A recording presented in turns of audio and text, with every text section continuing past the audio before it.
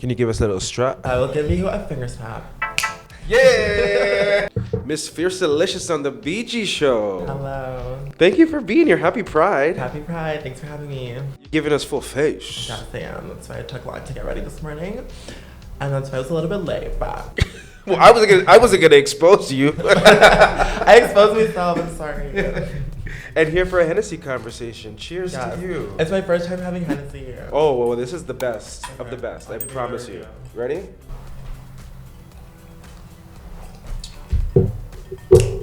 Smooth. Good. Okay. Okay. We all know you, Yes. right? You were obviously on Canada's Drag Race. Season 3, killed it. I wasn't expecting to get like this much traction after the show because I was the villain on my show, you know. So, You definitely were fierce. yes. But a lot of people like warmed up to me and like got me and understood me. So I've been able to like travel the whole world now, and yeah, it's been hectic. And now it's Pride Month, so it's even crazier. Over the last 6 years, your career has blossomed. It's skyrocketed. What has been the most surreal moment for you? I guess getting on Drag Race and just like seeing myself on TV, because I started with I learned about drag from Drag Race, and then to actually see myself on there was just crazy. Would you ever do it again? Perhaps, Perhaps what? perhaps not. Oh. No, I'm kidding. I would do it. I feel like right now we're going through this era or this time in life where a lot of people are misunderstanding Yeah. Pride. Yeah. Drag. queens. Yeah. How did you get into it? I got into it because of RuPaul's Drag Race. So I saw like a clip of like Violet Chachki. Do you know the one where she does like her like reveal? Well, it was like on season 5 Yeah. of RuPaul's Drag Race. And she had this like YouTube series, and she did this like parody of like Girl is on Fire. It was called Boy is a Bottom. And then I watched it and I was like, oh my god, like what is this? Like I'd never seen drag before. So then I kind of got like interested into it. And then a few years later, I saw the clip on Vine, and then that's when like Drag Race was getting popular. Then I started watching Drag Race, and then I went to try it for myself, so I did. In London, Ontario, because I went to school there. I was like good in school, like but I just like hated it. It was just like a lot of like memorization, and I wasn't like happy doing that. And then like I found drag, and it's more like creative. And I never got to do like creative stuff when I was younger, and I wish I did. Cause it kind of like held me back a bit. But then I realized like in school that like I wasn't happy like being there, and I would rather focus on something that made me happy. So I took some time off. I didn't like drop out. Like technically I'm still a Western student because they said like as long as I don't go to another school, I can go back. Okay. But I haven't. So like Okay. yeah. So I don't think I'm gonna go back. Maybe I will. Well, you're flourishing in what you do now. Yeah. You know, which we're so happy for you. Why do people do drag? There's like people like you can go down like the fashion route or like the comedy route, the performance route, acting. You can literally do anything with drag, and I think people don't realize that. Like it's an art form. It's like a way of like creative expression. People just do it to make them happy, I think, and express their creativity. So talk to us about a drag show, because I know you're one of the top queens out there. What is a drag show? What happens during a drag show? Honestly, there's so much that can happen at a drag show. There's so many different types of drag. Like you could go to like a comedy drag show, like a stand-up show, or like one where it's just like lip syncing and you see like splits and dips and cartwheels and flips. There's literally or you can do like there's like live singing drag shows. There's so many different types of drag. I mean, drag queens have become like one of like the more prominent figures in our society. Who would you say are your top 5? Myself. I love the eyes. Brooklyn Heights. My girl Carrie Colby, Sasha Colby. I gotta throw in some Canadians. Priyanka's a hustler. But is she in my top 5? Sure. And Why were you unsure? oh, no reason.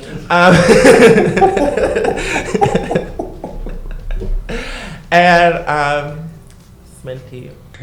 I've always wondered, like, when you are performing, like, what does that feel like? What goes through your mind? Okay, so like at first well, for me at least, before I go on, Yeah. it's kind of like intimidating because like it's like, oh my god, it's like a really big audience.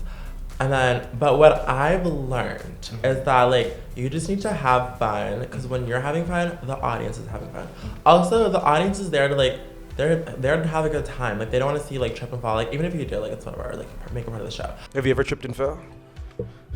Oh wait, I actually did. Yeah. Like I'm like truly tripped a lot, but I had a show recently in Prince Edward Island. I was on tour, and I was going a little crazy that day. I was performing by Timber by Kesha, and it just like gets to you.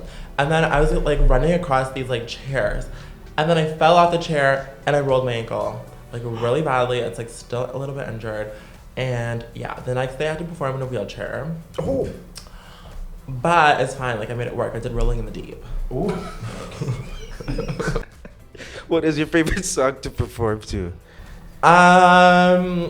Okay, right now, like, I'm really, like, in a Tanache mood. I'm doing that for, like, Drag Ball. Have you ever done See a Chandelier? No. Would you ever swing from a chandelier? Perhaps. Would you? You're in the community. You know, obviously, a lot of people in the community. You're a prominent figure in the community. What is the conversation that's happening in the community right now? It's coming from the States. Like, it started in the States, and now it's been, like, trickling over about, like, drag queens and trans people being predators and groomers. How do you think we just, stop that? Just by educating people, I guess, and like helping them understand like what drag is really about. What was like the reaction from your family and your friends? My family's very religious, so I didn't like really get along with them growing up. But after Drag Race, like they like kind of like warmed up to it more and like understood it more because I got successful from it. Mm-hmm. So they realized like it's like a job, it's a career, and they started taking it more seriously. I feel like a lot of people within like the LGBTQ2S plus community have a similar story where they come from religious families and trying to be themselves and have those conversations are really, really tough. Do you mind sharing a bit of your experience during that time period of coming out? Well, I never like really got like a chance to like come out. Like, why not? Cause like my sister like kind of outed me, and then it just like caused a lot of like turmoil in my family, and then but like they have like been trying to like make an effort to like be like more understanding lately, but it's just like hard for me to like let go of like everything that has happened in the past. But I do appreciate the effort. How has that affected you?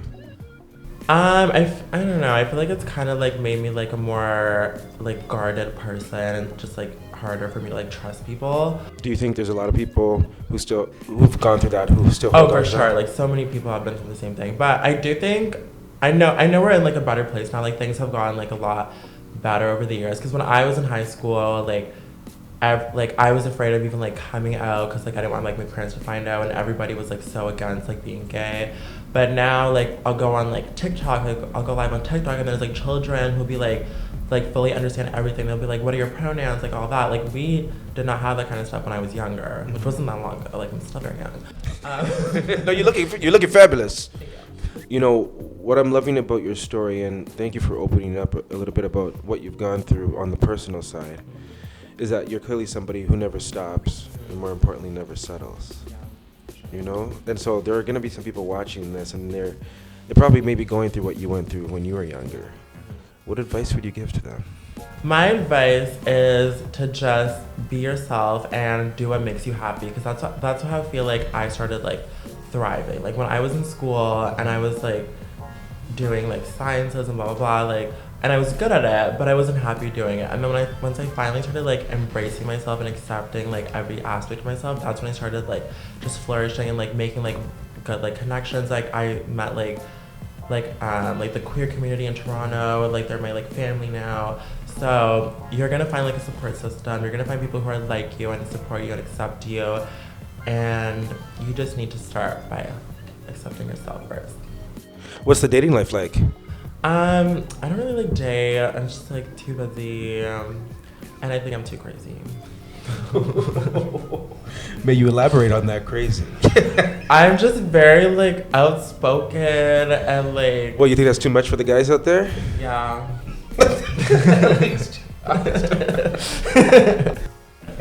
Now, is that a Canadian guy thing, or is that? I don't know. Maybe Canadians are too nice. Yeah. No. Okay. So what's next for Miss Fiercalicious? World domination. Ooh, she said that with confidence. Yes, I did. And I meant it. It's obviously Pride Month. What does Pride mean to you?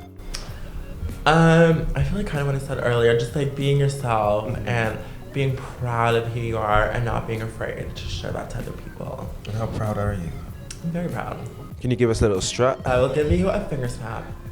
Yeah! So on that note, Miss Fiercalicious, thank you so much for joining me. Of course, thank you for having me.